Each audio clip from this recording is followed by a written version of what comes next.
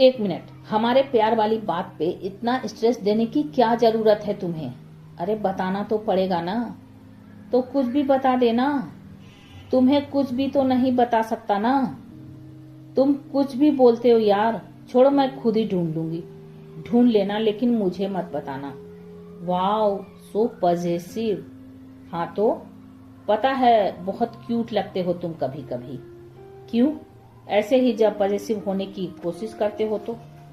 Possessive हूँ यार, कोशिश थोड़े करता हूँ। वैसे तुम हमेशा क्यूट लगती हो। बस यही बोल के सब मूड ऑफ कर दिया तुमने। हमेशा कोई भी क्यूट नहीं लगता। मुझे छोटे मोटे क्यूट जैसे झूठ से ज्यादा नॉन क्यूट सच पसंद है, समझे? रोमांटिक फिल्में मत देखा करो, प्यार करना भूल जाओगे। क्या समझे? कुछ नहीं। बढ़िया है, चलो सच बताओ कुछ मेरे बारे में। सच बताऊं या छोटा मोटा झूठ? छोटा मोटा झूठ बता दो चलो, तुम भी क्या याद रखोगे। तुम हमेशा बहुत क्यूट लगती हो, और तुम कभी कभी, लेकिन जब लगते हो तो बहुत लगते हो।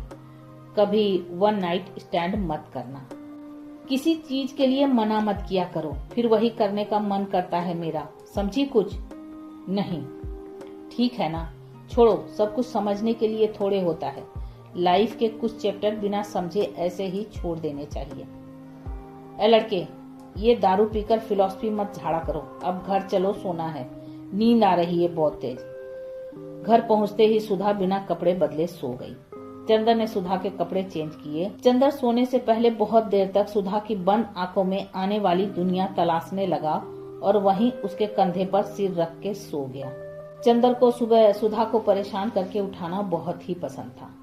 ए लड़की, उठो उठो, वन नाइट स्टैंड के सपने देखना बंद करो। उठो यार। तुम्हें क्या लगता है कि इससे पहले किसी और जन्म में मिले होंगे हम? मैं ये जन्म वनम नहीं मानती।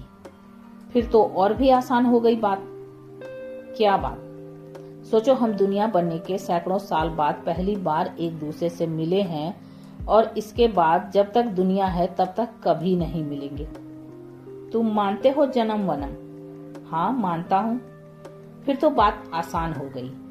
क्या बात? यही कि जब तक दुनिया रहेगी तब तक हम हर जन्म में मिलते रहेंगे। लेकिन तुम तो मानती नहीं ना जन्म वनम।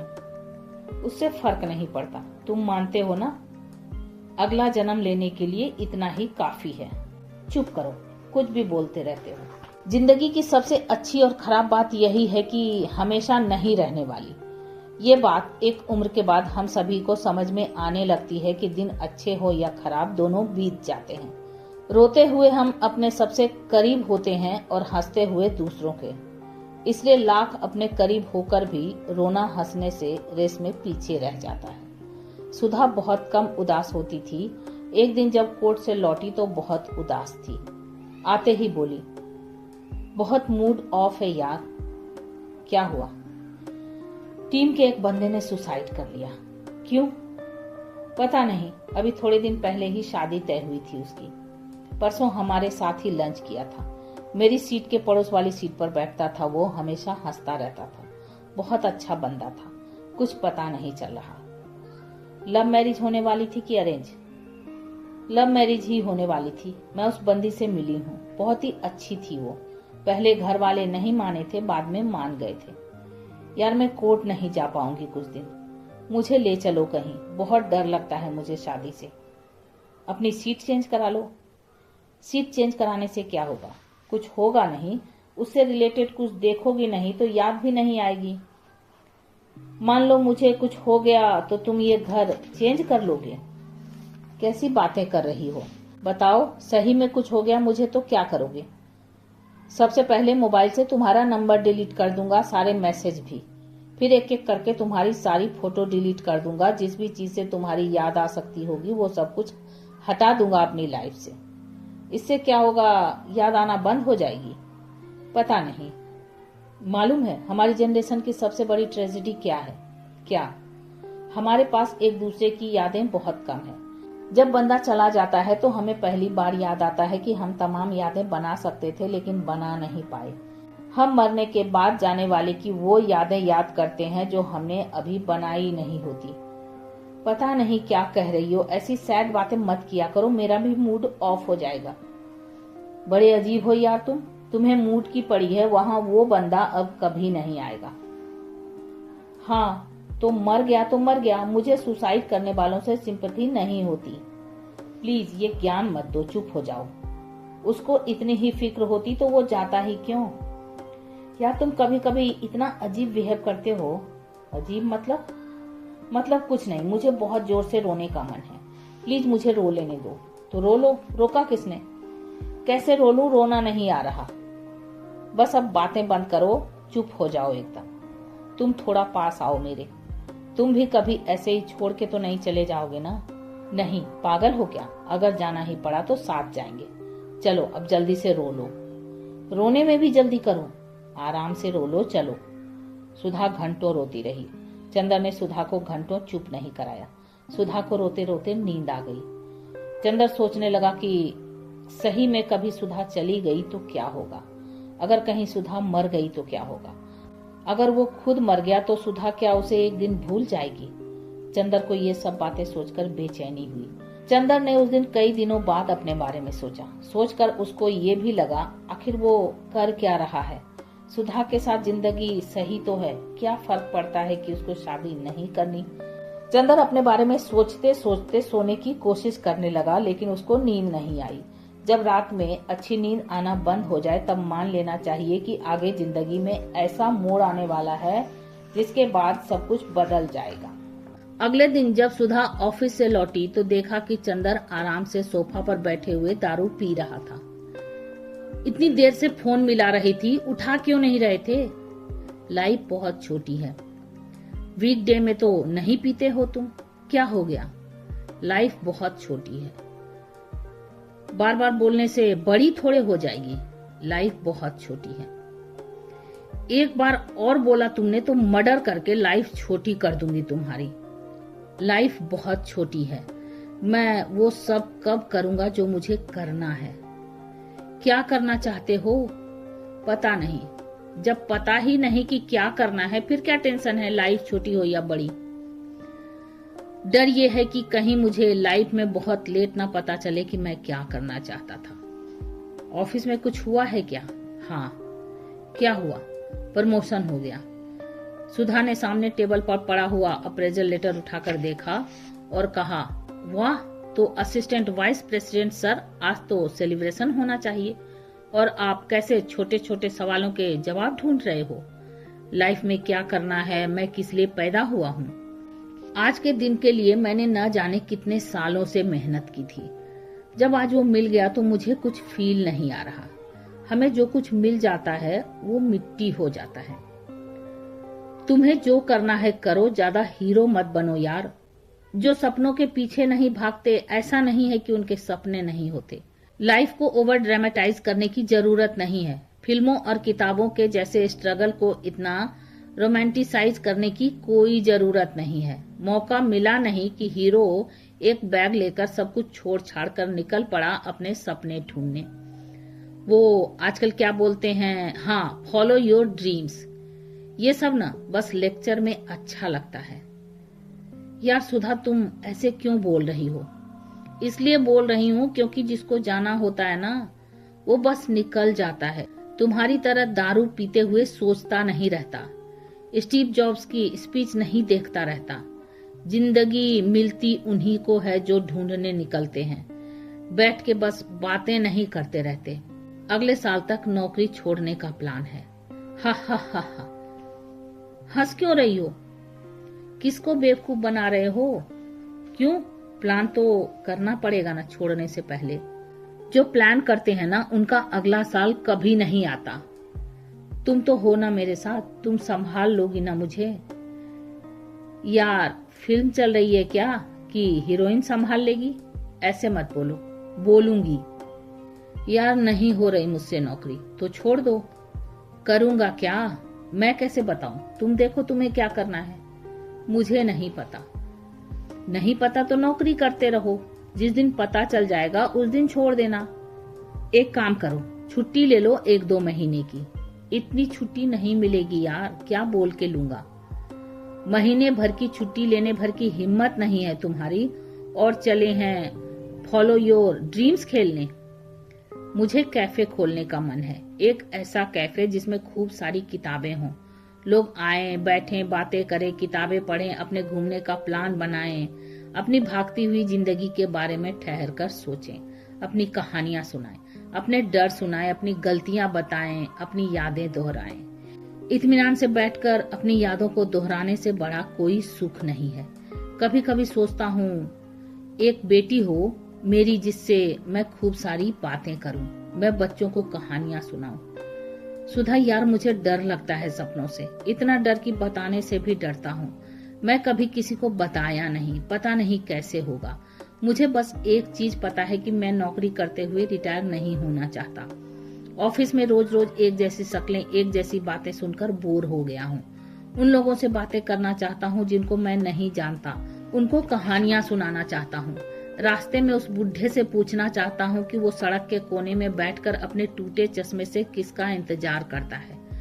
वो अपनी चप्पल को सुई धागे से सिलता रहता है। रोज जितनी चप्पल सिलती है उतने ही कदम साथ देती है। ऐसे ही सड़क पर रास्ता बीतते बीतते चप्पल एक दिन धागा हो जाती है और धागा दूसरी चप्पल ढूंढने लगता है। उन औरतों से मिलना चाहता हूँ जो अपने सर पर इसलिए जिंदगी भर बोझ उठाती रहती है ताकि उनकी लड़कियां साइकिल से पास वाले स्कूल जा पाएं। बच्चों के साथ ट्यूबवेल पर घंटों नंगे नहाना चाहता हूँ। शहर से दूर टपरी पे बैठ के लोगों की बातें सुनना चाहता हूँ। लेकिन क्या दुनिया में सारे लोग नौकरी थोड़े करते हैं? मैं शायद बिना प्लान वाली लाइफ चाहता हूँ। प्लान से चलकर बहुत जी लिया। भूल जाना चाहता हूँ मंडे कौन सा है और संडे कौन सा, वीकडे कौन सा है, वीकेंड कौन सा। एक बात बताओ, क्या जब मैं तुम्हारे कैफे में आऊंगी तो मुझे कितने % डिस्काउंट दोगे? 100%। तो जल्दी खोलो यार कैफे, फ्री में कॉफी पीने का मन कर रहा है। चीयर्स। इतना आसान नहीं है, इतना मुश्किल भी नहीं है। जरूरी है कि हर कोई कुछ न कुछ करे। हम बिना कुछ किए नहीं रह सकते। तुम्हें मालूम है हम जिंदा क्यों हैं? मीनिंग ऑफ लाइफ पता है तुम्हें? हर लाइफ का एक पर्पस होता है, वो पर्पस अचीव करने के लिए। यही प्रॉब्लम है तुम्हारा। तुमने इस रटे हुए जवाब को अपना जवाब मान लिया है। इनफैक्ट मोस्टली लोगों ने लाइफ के जवाब मान लिए हैं। जैसे स्कूल में मैथ्स के सवाल के x की वैल्यू मान लेते थे। लाइफ मैथ्स जैसी मुश्किल नहीं है। यहाँ मानने से नहीं, जानने से काम चलता है। कई चीजें हम केवल मान के ही जान सकते हैं, सब कुछ जाना तो नहीं जा सकता। खैर, तुम मीनिंग ऑफ लाइफ बता रही थी, तो बताओ क्या होती है मीनिंग ऑफ लाइफ? लाइफ की कोई मीनिंग नहीं होती, उसमें मीनिंग डालना पड़ता है। कभी अपने पागलपन से तो कभी अपने सपनों से। एक्चुअली सपने आते ही केवल पागलों को ही है। लाइफ में हर कोई बेचैन भी तो नहीं होता ना।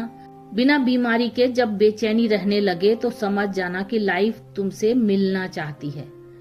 हम लोग पैदा क्यों होते हैं? पैदा भी हो जाते हैं तो जिंदा क्यों रहते हैं? हम सब लोग बस अपनी बोरियत मिटाने के लिए जिंदा हैं। जिस दिन बोरियत मिटाते मिटाते हम थक जाते हैं, उस दिन हम मर जाते हैं। लाइफ की सबसे अच्छी चीज यही है कि हम सभी एक ना एक दिन थक जाते हैं। मुझे ज्यादा कुछ समझ नहीं आ रहा है, तुम क्या कह रही हो?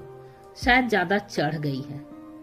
कम चढ़ी है तुम्हें। जिस दिन लाइफ चढ़ती है ना, सब समझ आ जाता है। तुम्हें क्या चाहिए लाइफ से? ज्यादा कुछ नहीं, बस तुम्हारे कैफे में 100% डिस्काउंट।